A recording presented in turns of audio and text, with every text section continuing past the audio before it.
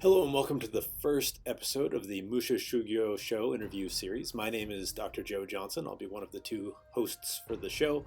I've been studying martial arts for a long time, since 1995. I've been studying Goshin Jutsu Karate. I also have a black belt in Heidong Kumdo, a Korean sword martial art. I've studied Fudozen, Shrinji Kempo, and several other styles over the many, many years. My co-host, who will be on the video shortly, Mr. Mike Zielinski. He's also been involved in martial arts for over 20 years. He's got a black belt, master's rank in Goshin Jutsu. He studied Uichi-ryu, Shito-ryu, Aikido, and several others. So Musha Shugyo is a term to describe the practice of samurai moving, traveling the land and finding masters to learn from. And in our martial arts journey, both Mike and myself, we've trained with many different people in many different styles and learned a lot of martial arts over the years from many awesome instructors. And we'd like to share some of that with you through this interview series. Also, something that I remember from my own training, after karate class, we'd have long conversations. And there was a social aspect where we talk about what we learned or about life or about anything. Sometimes we train more, have a little bonus lesson afterwards, or just talk. And that social aspect was really important to me in my formative years in the martial arts.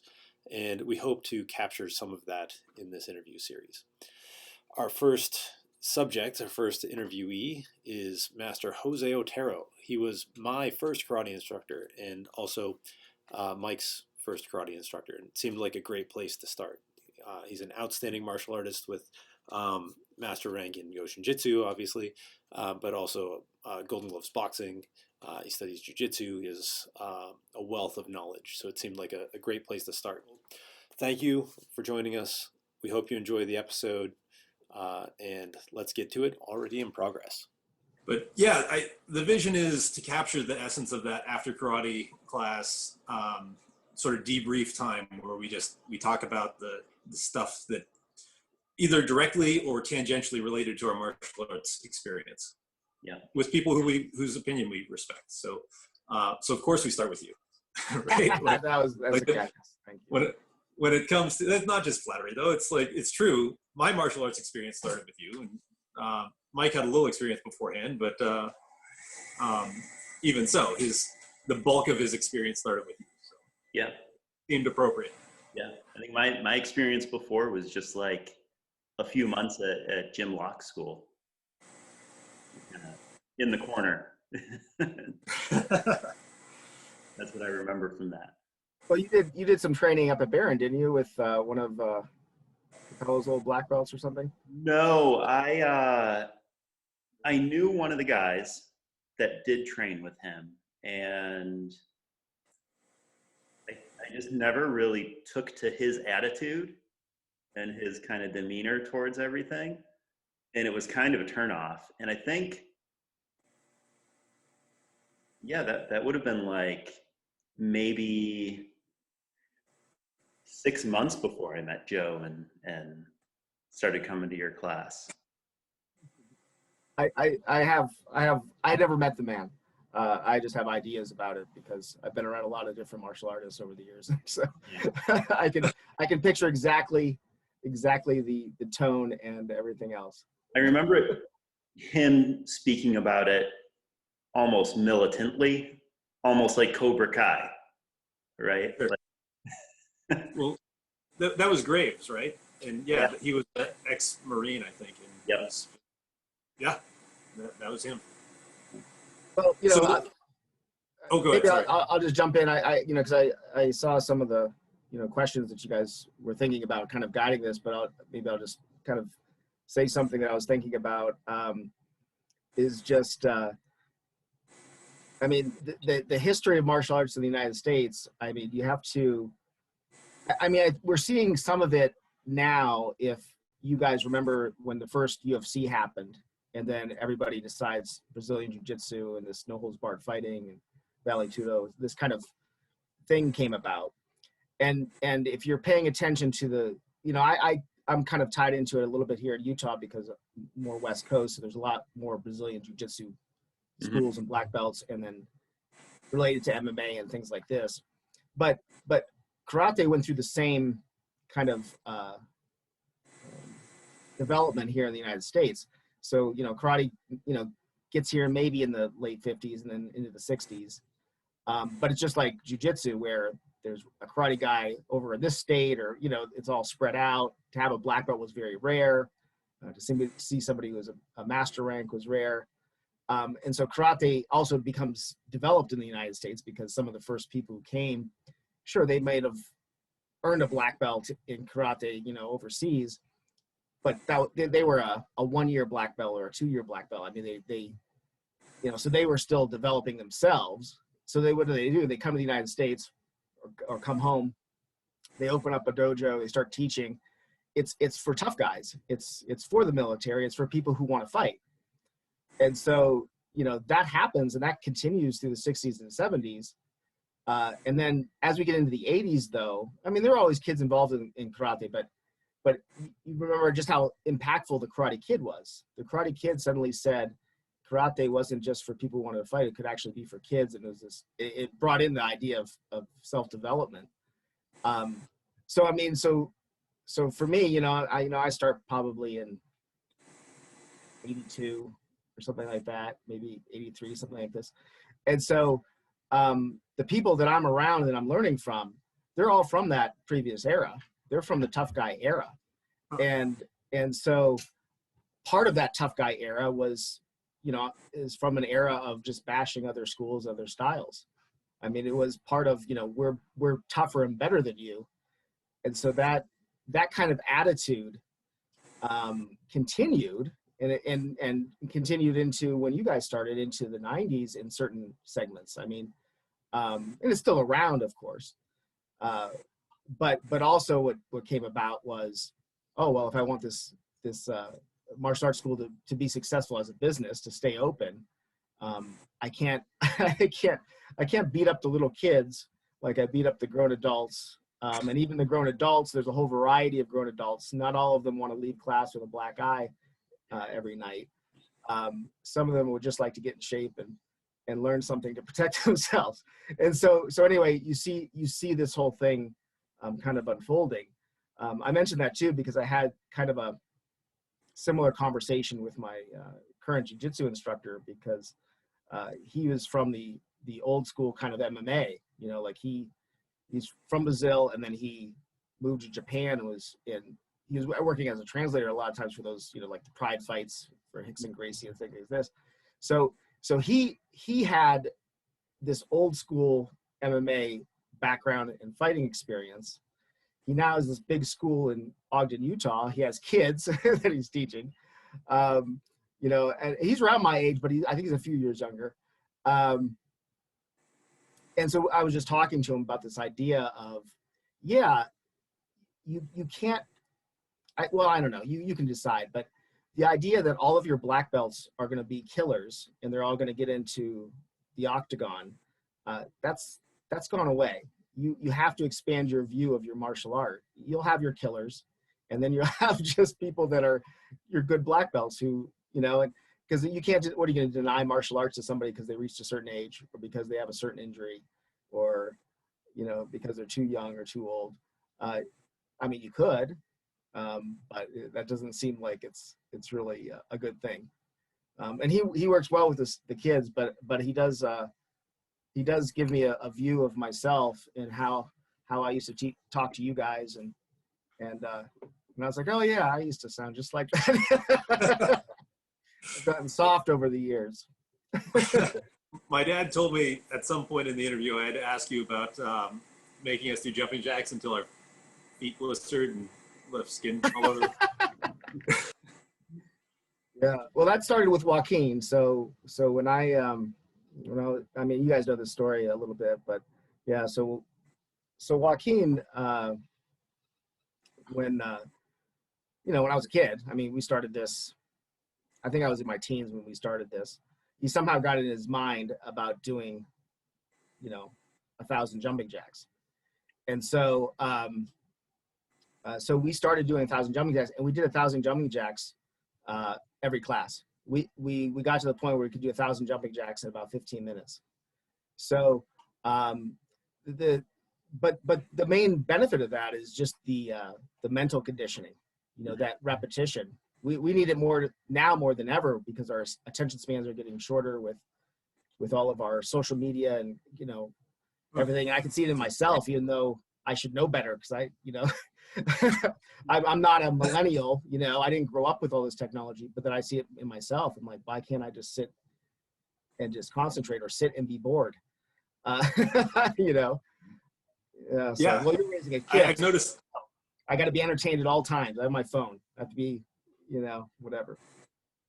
At the end of the semester, I have students do projects where they do presentations, and I sit in the class and listen to them, and I find myself like looking around.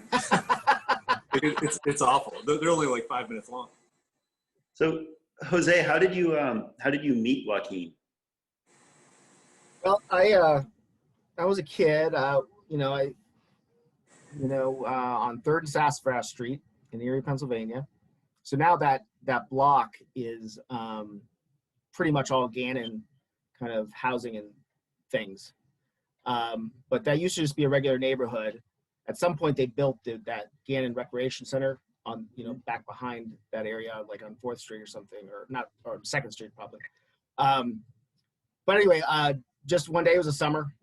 This guy moves in next door to where we were living, and he's hauling all these trophies in. And, if you know summer, I'm just kind of learning that not every place is like Erie, Pennsylvania.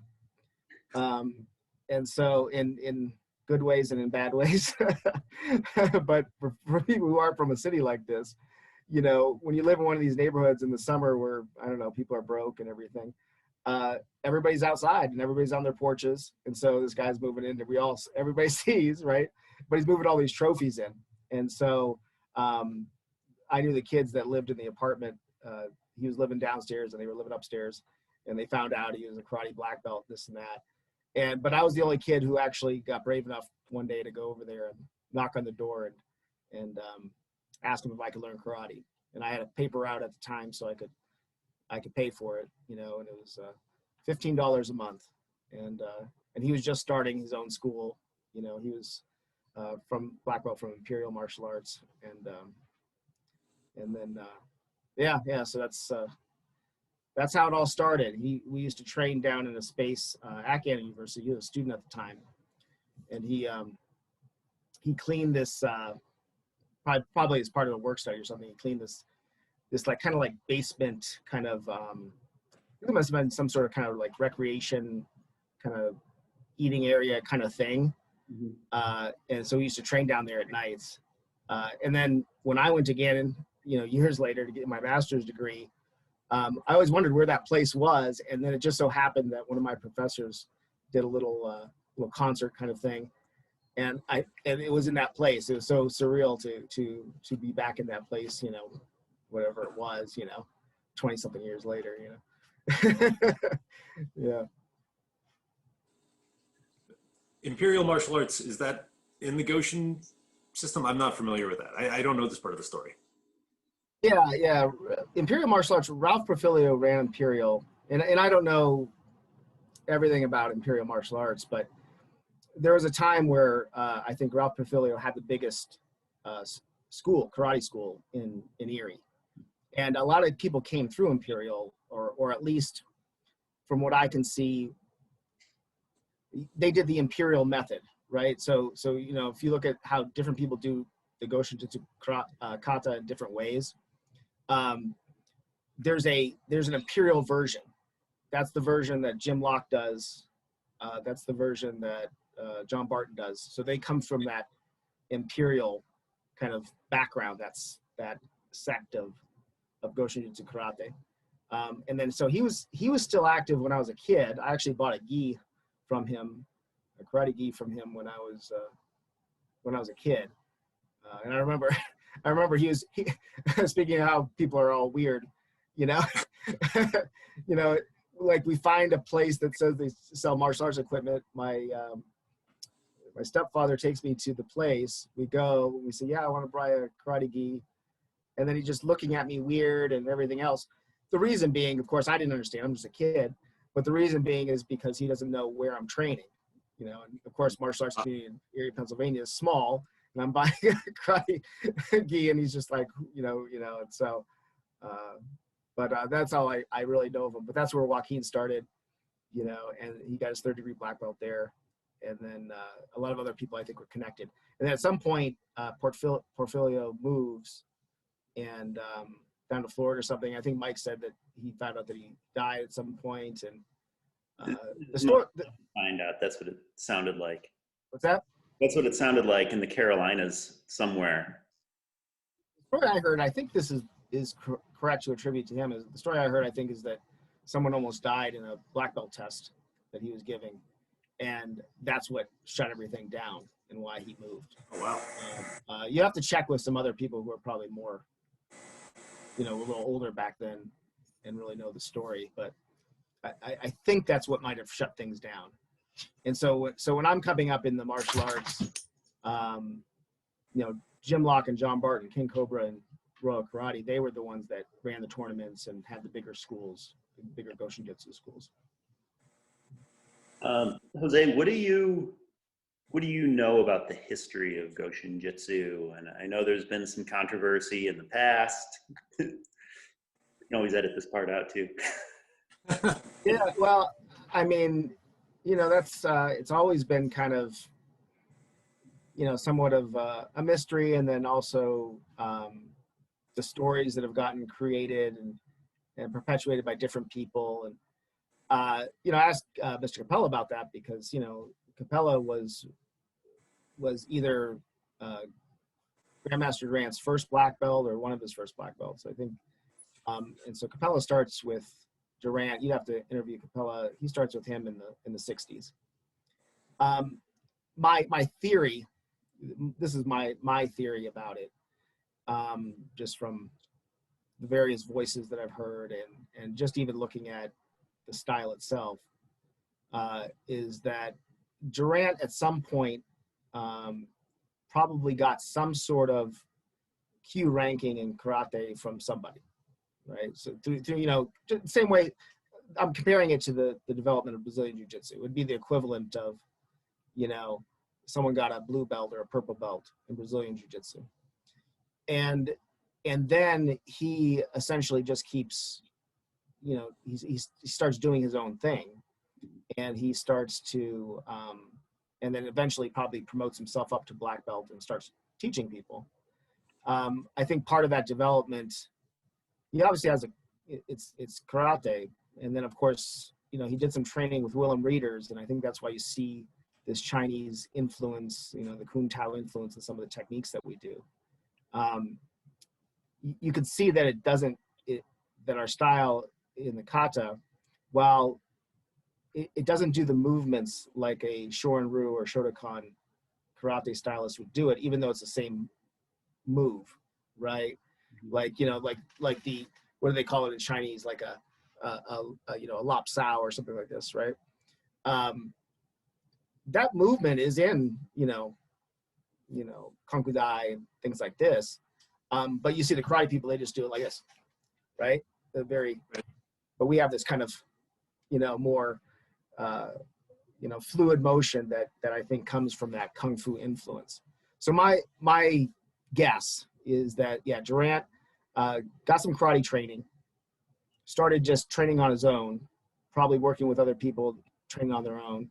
And then eventually went Willem Reeders. And the story for Capella about that is that at this time Durant is a black belt.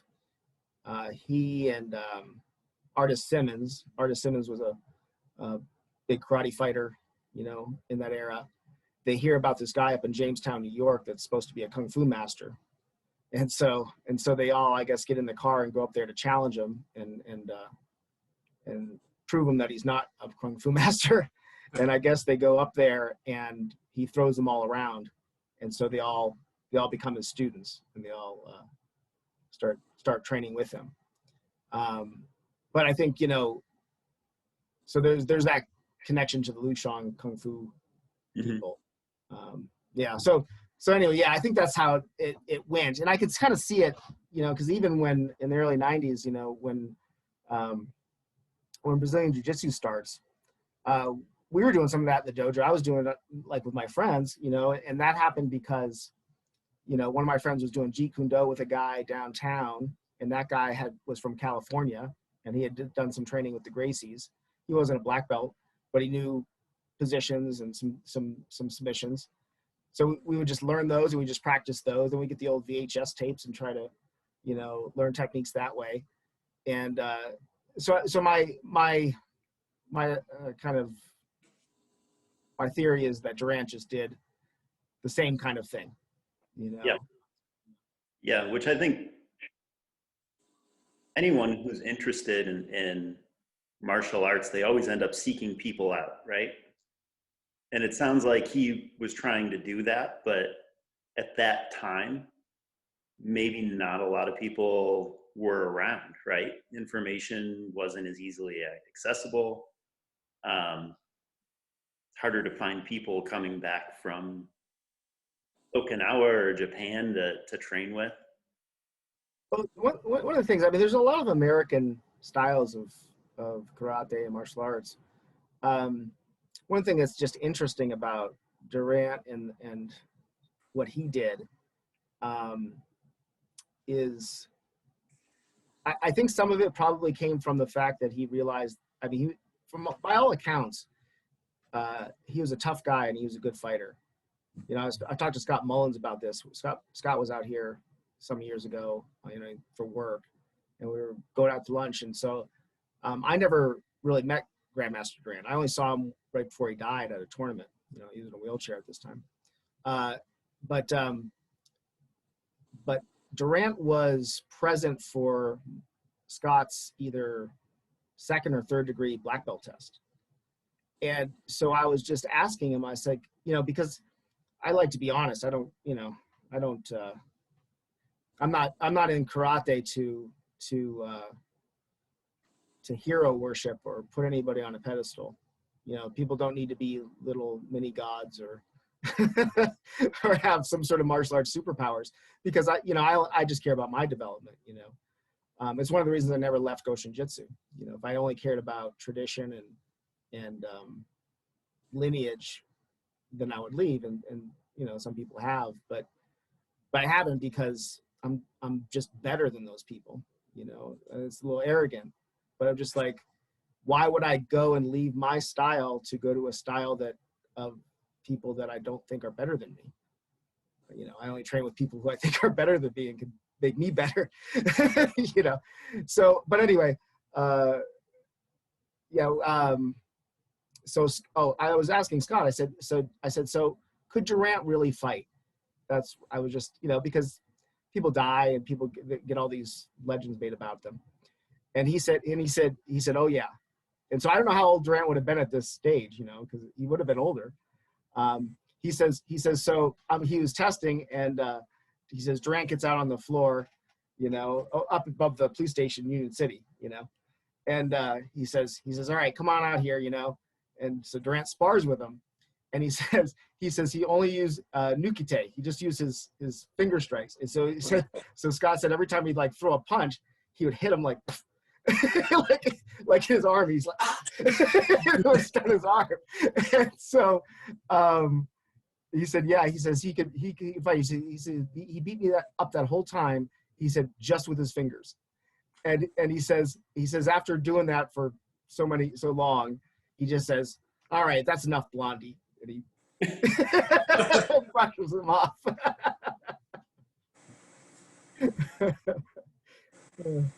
And Mr. Mullins is no slouch when it comes to fighting. When we'd go visit him, he'd beat us up pretty good, Mike and I. So that's a black belt test for him. That's saying something. Yeah. I the first time I met Scott, so after Durant dies in '91, Grandmaster Durant, Matt Durant comes to Erie, right? And he tries to restart the Goshin Jutsu International, and tries to restart the Goshin kind of bringing all the Goshin people back together. And part of that was kind of running these seminars and things like this. So one of the first seminars he has, it was a Kumite seminar, and actually the person who was teaching it was John Barton. Now, John Barton was much more of a point karate, competition style Kumite, but Mr. Capella was there as well, because they were trying to, this is before Capella actually decided to join back, but he was there, and Scott Mullins was there. And so at the end of this seminar, this is got to be just after the death, like 91, 92. And so Scott Mullins is there, and then so Barton says, hey, you want to come out and Kumite? And I said, okay. I get out there, and then Scott comes out against me. And, I'm, so, and Scott, I mean, he's got like a baby face, and he was, of course, younger then, Scott's, I think, 5 years maybe older than me. I think that might be the difference. And so I'm 20, and he's probably just 25, but he's got a fourth dan, and so he comes out there, and I'm just like thinking I'm just going to beat this guy, right? And so, he says, Hajime, and Scott just plows over me like he does, this is how we've always sparred, so he just runs me over, and I'm just like, what in the world just happened to me, but there's some video of that somewhere. Matt Duran has the video of that, I think. I don't think I have it. But after that, that was kind of like where Capella starts coming in, and then I started learning some things from him in different seminars, and got to know Scott, and got to know that he's just going to try to run me over. So there's no reason in trying to back up and block. Just when he goes, just go right at him, and maybe he'll take my head off, but maybe I'll hit him too. So that's how from now on, whenever I face him in Kumite, we just face each other, and then as soon as he flinches, I just charge right into him. I hope for the best. I'll never forget. I was a green belt, and we had a seminar at your school on 38th Street, and he was there, and you two ended up sparring, and you two have an exchange, and then you're like, oh, stop, my contact fell out. And you're looking on the floor, and it was Mr. Hicks, actually. That was Mr. Hicks who did that. Oh, I remember too. Yeah.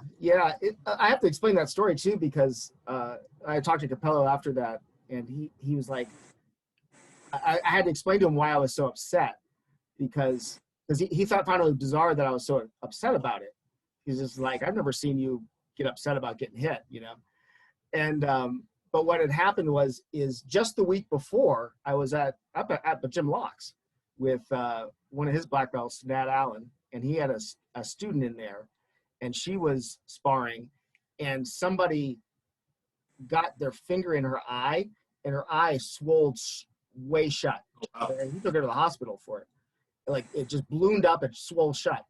And I was fighting in the Golden Gloves that, and so when Hicks hit me, his knuckle actually hit my eyeball, because I kept my eyes open. I didn't, close them. And so he had actually ripped the contact in half. So half was still in my eye. And so when I felt him touch my eyeball, I thought, oh no, my eye's going to swell up and balloon like this, But actually he was so fast, he flicked his knuckle. Yeah, it ripped the contact in half. And so I'm lucky it didn't get blown up, because he's surprisingly fast. That's the only time I've ever sparred with Hicks. And then, of course, he's a great black belt and a huge man, too. He's not I forget how small I am until I see pictures of me. And then I'm like, oh, yeah, I guess I am pretty little. I vividly remember that seminar because it lasted most of the day. And at the end, I went to sit in Seiza to rest. And my shins were so beat up, like I couldn't sit in Seiza. And like I sort of collapsed out of my side and caught myself with my arm. But my forearm was so beat up, I couldn't hold myself up with my arm either. I ended up just rolling out of the ground. And I don't know, Mike or Coons, somebody said, are you okay? I'm like, yeah, I'll be okay. just leave me. It was a good time. Jose, a few minutes ago, you said that you stuck with Goshin Jutsu because you're not too worried about tradition and you've only trained with people that you felt could make you better. Do you feel like your martial arts are still the same Goshin Jutsu that you were taught, or do you think that you've evolved to make it your own? And how, if you have, like, how have you done that? Well, I mean, I don't want to say evolved in the sense that, you know, somehow the style is better. I think it's just a matter of the, Mr. Capella and I had this conversation years ago, because, we were just talking and he was kind of making a little joke about one of his black belts saying, no matter how much I try to get him to do this psychic this way, he just does it this other way. And he was just coming to grips with the fact that people's personalities come out in their martial arts. And there are things that you teach people, and then you have to have some understanding that they're going to be themselves. But then, anybody who develops, they end up having their own individual style. Whether or not they need to name it another style or not. I mean, that's why I have so many styles in karate, I think, is just because of that very fact. And so people then do name a new style. But yeah, for me, I mean, the core principles, of karate, I think they remain the same, while at the same time, my understanding of them and how they can be kind of applied or modified deepens, as you practice. But as far as, I mean, when I, it's kind of just a related thing is, when I started my dojo and I called it Otero Goshin Jutsu, the only reason I called it Otero Goshin Jutsu and not Otero's Goshin Jutsu is because I just didn't like the sound of the apostrophe S. But somewhat, I guess, I inadvertently made it sound like I was creating my own style, because it sounds like that, right? Otero Goshin Jutsu. But that's probably maybe appropriate for everybody because it is my Goshin Jutsu, and Goshin Jutsu is a somewhat generic name anyway. But I don't think I do anything vastly different than Scott or Mr. Capella or something like this. Yeah. I think I have my own things, the way that I understand how martial arts works, and then I teach karate in that manner, and they all do the same kinds of things. But of course, my training with Mr. Capella is different than, say, Scott's training, because Capella changes, and you guys came in at probably, at a time where I'm also developing greatly because I was training with Capella and kind of reevaluating how I wanted to do things.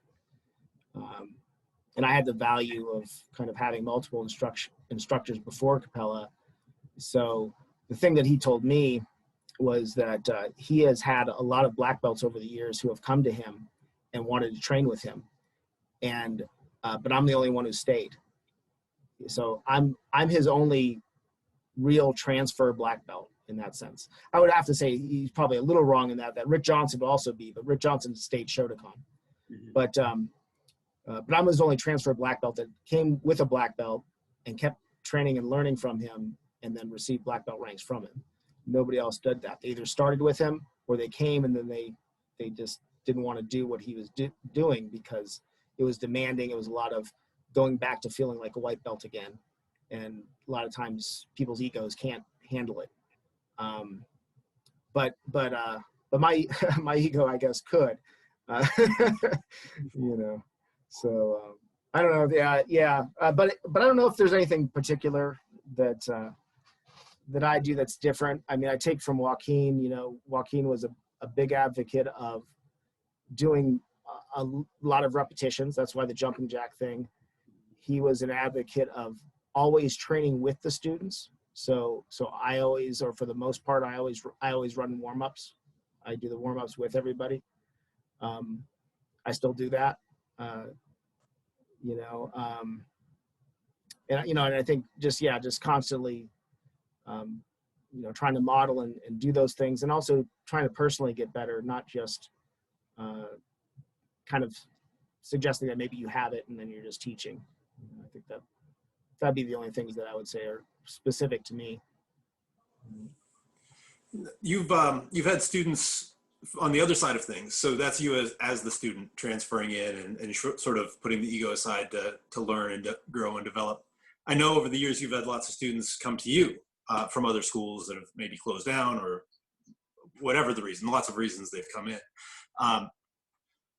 Have you seen similar attitudes? Like, what do those students bring with them to you when they come to you and train? Yeah, you know, I had a couple of Jim Locke's black belts train with me for a little while, and you know, they were good guys, but you could see that Jim Locke still had the very militaristic kind of training, and more so than me. You know, they were doing kind of some of the even older school stuff that I remember from when I was a kid, and so that kind of took some time to try to loosen them up in a little bit in that way. And it's hard if you got to a black belt level in something and then you're trying to convince people like try this new thing. And I think they did pretty good. They were open to learning these new nuances to their techniques. They didn't stick around long, but you know, they did good. I had that other black belt from I can't remember her name. She was really short though, you know, like she was probably like 5 foot. She was from a different style entirely. I don't even think she was from Erie or Pennsylvania. She was from somewhere else. She was very dedicated. Like she was very open, but you could see things that were going to take time to get her to be able to do her technique in this different way. Like, you know, like I think she did some things with her kicks where she was kind of posing her kicks where she, you know, like maybe for demonstration and kata purposes, like extending the kick and just leaving it hang out there instead of retracting it quickly. And so getting that to change in her would take a lot of time. And it's not even necessarily changing, you know, like Capella said to me, he's like, you know, because I was kind of, you know, it's tough, you know, when I started training with Capella, you know, I wouldn't do anything but a step up front kick. That was all I was working on with him, you know, is how to do a front kick better. But he said, listen, at some point, you'll be able to do things that I'm showing you, and then you'll be able to bring everything that you previously learned back in, and it'll all work together. And so she unfortunately wasn't able to stick with me long enough, but that's what would have happened. She would have been able to still have this ability to do this kind of this kick that you can hold out there and demonstrate, and also a fast snapping kick that would be more applicable to karate. But you know, and Zach was a transfer student. He had a brown belt already, and but for the most part, you know, students who've come to me, they've been very kind. I think they knew what they were getting into by coming to my school a little bit, and sometimes they stuck around, sometimes they didn't. But I don't think they had a bad attitude. I think they were all pretty good about it. Yeah. I recall a piece of advice you gave me. This is sort of tangentially related, and I repeat this to my students as well. Students in karate, or just people who want to be teachers in K-12 education. You told me once, I was upset because people weren't doing something or they weren't showing up or whatever. I don't know what it was. And you said, well, Joe, you can't be mad at them for not being you. They're not you. So that really stuck with me, and I think that. You did embody that in the class pretty well. Like you accepted them where they were at and brought them to where. I learned that from Capella, you know, and you know, he said that when I was teaching, and he says, you know, they're not you. You have to remember that they're not you, they're themselves. But I think that connects back to the fact that people do martial arts for a whole host of reasons, and you have to decide as a teacher, well, where are your boundaries, basically? Like, what is it that, you know, if you're going to set up the boundaries of, well, all my students have to be killers, That's fine, but that's a very limited set of people, right? And I just happen to believe that martial arts is for everyone, and everybody can gain from it, and so yeah, and so let them be themselves and let people discover what they want out of the martial arts, not what I want for them. It's not about me. I mean, you know this, you guys are teachers, and like it's not about me. I mean, I love the martial arts, love to teach it, but it's for them.